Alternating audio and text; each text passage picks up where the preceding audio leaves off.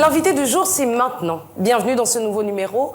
Du 27 mai au 1er juin 2024, les associations Gravir les montagnes du Gabon et Solutions Autisme Cameroun organisent à Libreville le 2e salon de l'autisme Afrique. Dans plusieurs familles, le suivi et l'accompagnement des personnes autistes posent souvent problème. Les tabous et les croyances poussent certains parents à cacher leurs enfants, accusant ainsi, parfois à tort, le mysticisme. D'ailleurs, pour ce salon de l'autisme, le thème est trouble neurodéveloppemental, à savoir suivi, accompagnement pragmatique et efficient en Afrique. Pour en parler, nous recevons Romuald Nang. Il est président de l'association Gravir les montagnes et président du salon également. C'est un plaisir de vous recevoir sur le plateau de l'invité du jour.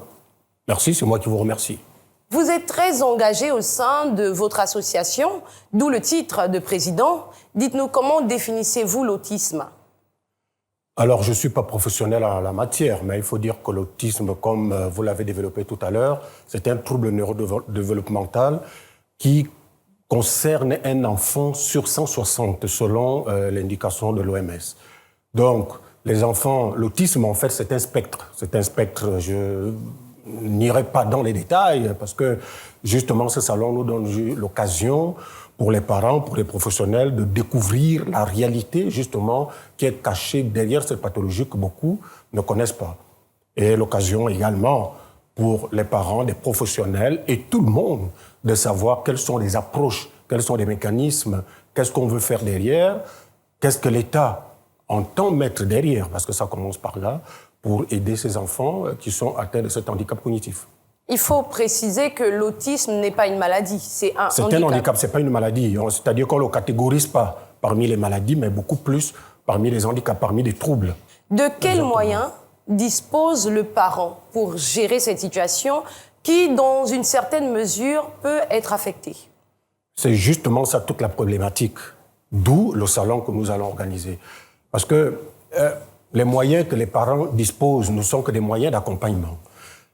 Aujourd'hui, on a des parents qui ont ces enfants, mais qui justement ne savent pas comment faire. Ils ne savent pas comment y faire. Oui. Ils ne disposent pas justement de suffisamment d'informations, suffisamment de moyens. Quand je parle de moyens, c'est vraiment, il faut prendre ça comme des moyens financiers, matériels. Sur tous les aspects, en fait. Sur tous les aspects, pour pouvoir accompagner ces enfants. D'accord. Et aujourd'hui, si je prends un petit exemple, parce que si on prend ce spectre sur un enfant autiste, mais il est partout.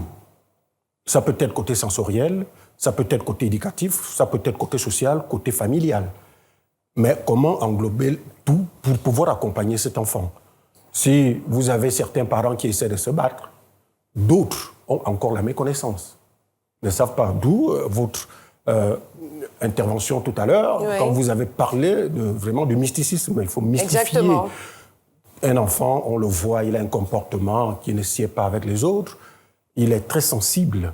Alors, dites-nous, est-ce qu'il y a un moyen de détecter avant la naissance l'arrivée d'un enfant autiste? Vous avez dit que vous n'êtes pas professionnel, mais est-ce que vous avez une idée quand même? On ne peut pas savoir, parce que beaucoup de recherches sont menées là-dessus pour savoir déjà la cause de l'autisme. Est-ce que c'est postnatal? Est-ce que c'est prénatal? Est-ce que ça sort d'un gène? Est-ce qu'il y a beaucoup d'esquets derrière? Quand on pose beaucoup de problématiques avec beaucoup d'esquets derrière, ça veut dire qu'en fait, c'est des questions qui sont posées.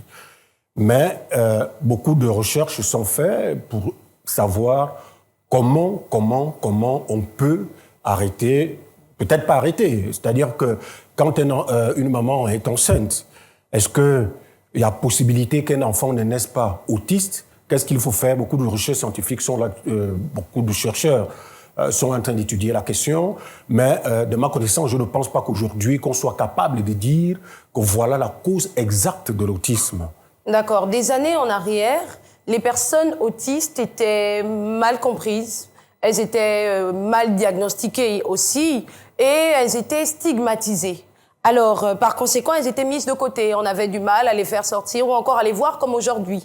Dites-nous, parlons du cas du Gabon. Avant d'intégrer l'Afrique, est-ce que cette situation a évolué?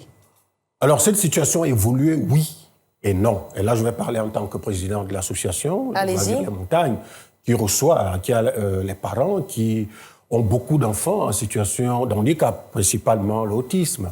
Parce qu'il faut préciser que notre association Gravir les montagnes ne s'occupe pas que des enfants autistes. Pour le moment, on est focalisé dessus à cause du salon. Mais on a tout enfant en situation de handicap, c'est-à-dire les trisomiques, les troubles 10, etc. Même les IMC légers. Et pour revenir à votre question, la stigmatisation existe toujours. Et j'irai plus loin à vous dire qu'aujourd'hui, autant les parents essayent de faire beaucoup d'efforts pour les enfants qu'eux-mêmes ils ont, qui ont été décelés avec troubles autistiques, mais beaucoup font encore du déni. D'autres acceptent. Oui. Et c'est justement ça le combat des associations, cette sensibilisation. Et ce salon vient bien à point nommé parce que derrière, il y a beaucoup de choses. C'est vrai que ça englobe l'Afrique, mais il y a une particularité qui est le Gabon par le fait que nous jouons à domicile, que nous le faisons, que c'est organisé au niveau du Gabon. Et le combat, c'est justement ça, pour qu'il y ait cette acceptation d'abord, le parent et la population.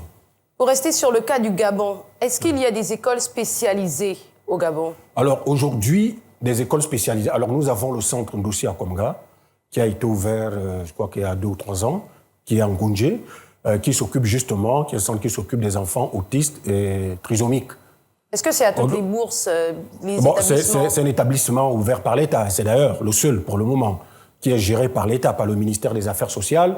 Donc, et après, bon, il y a Horizon Nouveau tout dernièrement qui vient de réouvrir. Qui vient de réouvrir. Voilà, après la fermeture. Après plusieurs années. Et puis, bon, il faut dire qu'il existe un peu des petits centres à gauche, à droite, mais bon, qui ne sont pas... Qui sont d'ordre privé. Oui, d'ordre privé, voilà, où les parents essayent... parce que quand vous avez une situation à la maison, il faut trouver là où on peut vous aider. Que ce soit bien, que ce soit mal, mais bon, ça existe quand même. Mais le premier centre géré par l'État, c'est le centre Ndossi à Komga. Pour revenir sur votre salon, donc la 2e édition, quel est l'apport du salon de l'autisme en Afrique? Alors, le salon de l'autisme en Afrique, il faut venir un peu en arrière tout à l'heure, parce qu'en fait, il y a un organisme qui est en train d'être mis en place, il a commencé, qu'on appelle OPOLAF, pour l'autisme Afrique, qui est un organisme inter-État, dont Gravir les montagnes fait partie. Et cet organisme, justement, on l'a créé, c'était justement pour faire le tour de l'Afrique pour que la même chose qu'on discute au Cameroun, au Gabon ou dans un autre pays, en RDC, que ce soit la même cause qui soit partout en Afrique. Voilà pourquoi, comme ça se fait dans les grandes institutions internationales, la première édition c'était au Cameroun. Aujourd'hui, nous avons la 2e édition, mais avec des thématiques différentes. Il faut préciser, pour le cas typique du Gabon. C'est ça la particularité de ce salon de l'autisme. C'est-à-dire qu'on prend vraiment, on a étudié le cas Gabon avec des associations qui sont sur le terrain, avec des spécialistes qui sont au Gabon, pour que tout ce qui va se passer, c'est-à-dire que les séances, la conférence scientifique qui va avoir lieu, qu'on discute, c'est vrai côté Afrique, mais avec la particularité du Gabon. Alors, lorsque j'ai parlé de 2 associations, dont une au Gabon et une au Cameroun. Est-ce que, face à votre combat ou encore à ce réseau d'associations, vous associez également le personnel médical et paramédical? Au Gabon? Au Gabon. Ah oui. Ah oui. Ça, c'est obligatoire. Et pour la petite histoire, quand nous avons commencé, nous avons été reçus par Madame le ministre des Affaires sociales, Monsieur le ministre de la Santé et Monsieur le Premier ministre, chef du gouvernement de la transition. D'accord. Donc, en fait, l'État, pour impliquer l'État vraiment dans cette cause, qui n'est pas la cause des associations, mais qui est une cause sociale, donc pour l'État. Donc, toute la composante est vraiment impliquée à 100% dans cette organisation. Au niveau du Gabon, par exemple, je suis président de l'association Gravir les montagnes, mais il existe aussi d'autres associations. Mais nous sommes tous ensemble, on a fédéré nos efforts pour organiser ensemble cet événement. D'accord, et dites-moi, qui est attendu lors de ce salon? Est-ce que moi, l'INSEE, je suis attendue? Ah oui, vous êtes attendu, mais bien sûr, à bras ouverts. Alors, qui est attendu, si je prends d'abord au niveau du Gabon, c'est entrée libre, les inscriptions pour la conférence et pour les formations, certainement on va arriver tout à l'heure. Tout le monde est attendu, libre. Au niveau de l'extérieur, nous avons 16 pays qui se sont déjà annoncés. Donc, aujourd'hui, nous avons 63 personnes qui viennent de l'extérieur de 16 pays différents qui ont déjà annoncé leur arrivée au Gabon. Des grands spécialistes qui viennent du Canada, de la Suisse, qui ont travaillé sur des questions de l'autisme qui viendront pour des formations et pour la conférence scientifique qui va avoir lieu. D'accord, il nous reste quelques minutes. Dites-nous, quels sont les objectifs visés pour cette édition ? Alors, les objectifs visés, ce que je disais tout à l'heure quand je parlais de la particularité au niveau du Gabon, quoi que ce soit l'Afrique, l'objectif, il y a plusieurs choses, mais l'objectif vraiment principal est sur la prise en charge. Vraiment, c'est un aspect très, très, très important. Vous m'avez posé la question tout à l'heure, quand un parent autiste, quels sont les mécanismes ?